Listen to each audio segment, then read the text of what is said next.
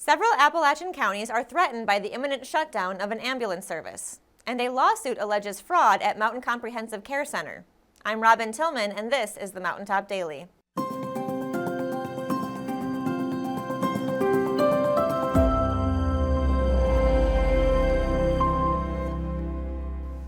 A regional ambulance service provider has announced it is shutting down its operations in 3 area counties and cutting its workforce in half in an effort to prevent what they call a total collapse of services.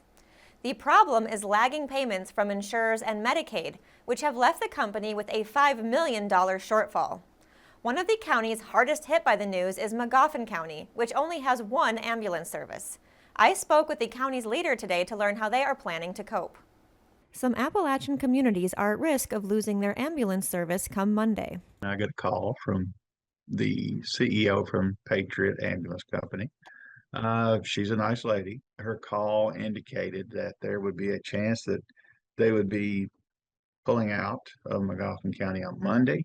The reason they're pulling out is because of delayed Medicaid and Medicare payments, which covers their operating costs. They were owed quite a bit of money from Medicaid payments and perhaps Medicare payments, and they have not received those. And based on her emails, they were not going to receive those perhaps until March. So financially, they were in a tough situation, and I believe they were having a hard time making payroll.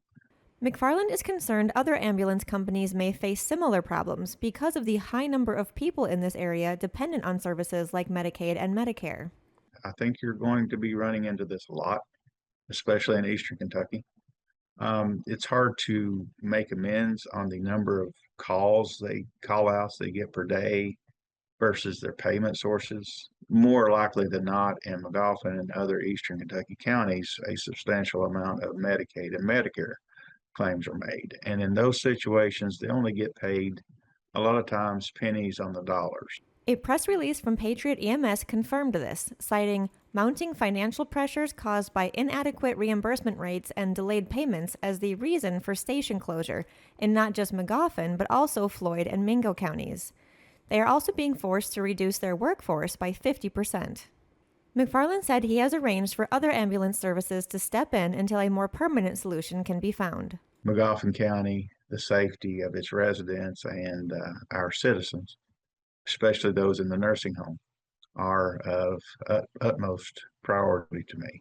I have one particular ambulance company agreeing to cover a certain part of the county, and perhaps I'm working with some other counties around to make sure that temporarily, at least Magoffin County would have adequate ambulance care. Reporting for Mountaintop News, I'm Robin Tillman. The former chief financial officer of Mountain Comprehensive Care Center has filed a lawsuit against the organization, claiming she was subjected to a hostile work environment after refusing to falsify billing records. Rebecca Hall, a 26-year employee, filed the complaint January 23rd in Floyd Circuit Court against the agency and its subsidiary, Mountain Plus Services. In the lawsuit, Hall alleges her supervisors, including the CEO, instructed her to submit false billing codes to increase revenue, including billing under licensed providers when services were not performed by them and listing incorrect service locations. She claims she reported her concerns to the board of directors and was later retaliated against, creating what she describes as a hostile work environment. Hall resigned in December, calling it a constructive termination, meaning she says conditions became intolerable. A lawsuit represents only one side of a dispute. The company and its attorneys have been contacted for comment but have not responded at last check. Coming up after the break, we have more news to share about the upcoming Mountain Superstars talent competition. We'll tell you about it when the Mountaintop Daily continues. But first, sports and weather.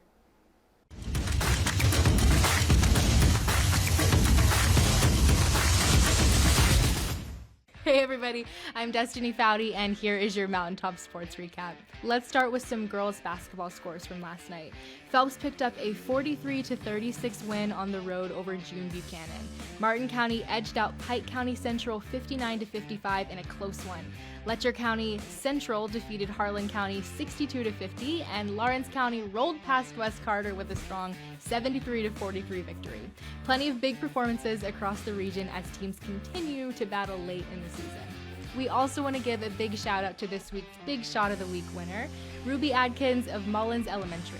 Ruby takes home a $50 prize, a family 4-pack of movie tickets, and a feature on our social media. A huge thank you to Kentucky Power and Community Trust Bank for making the Big Shot of the Week possible.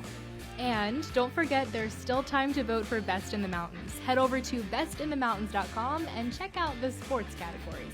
And make sure you vote. You can even vote for Best Sports Reporter, guys. Just saying, while you're there. That's your recap for today. I'm Destiny Foudy. Thanks for watching, and I'll see you next time.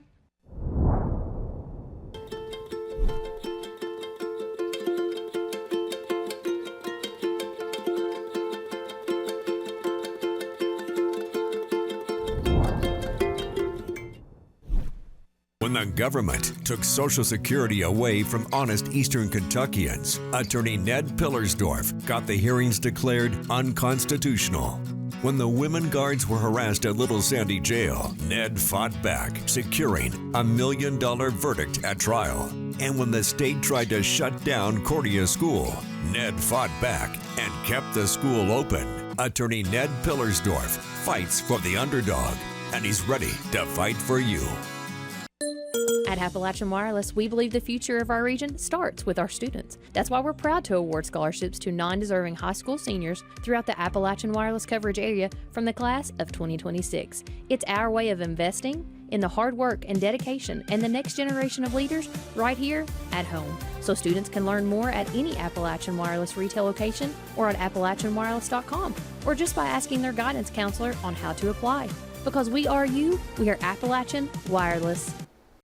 A couple of weeks ago, we told you about the upcoming Mountain Superstars competition, which is replacing Mountaintop Media's Hillbilly Superstars.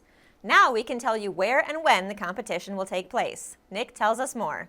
There's still time to submit a video audition to enter Mountaintop Media's 3rd annual Mountain Superstars competition. Winners will receive cash prizes, a feature spot on the radio, and a live performance set at Hillbilly Days 2026. Social media and special events manager Ethan Miller gives more details. Mountain Superstars, presented by Bluegrass Precision Wellness, is on its 3rd year, and for the past 2 years, we've held it at Hillbilly Days.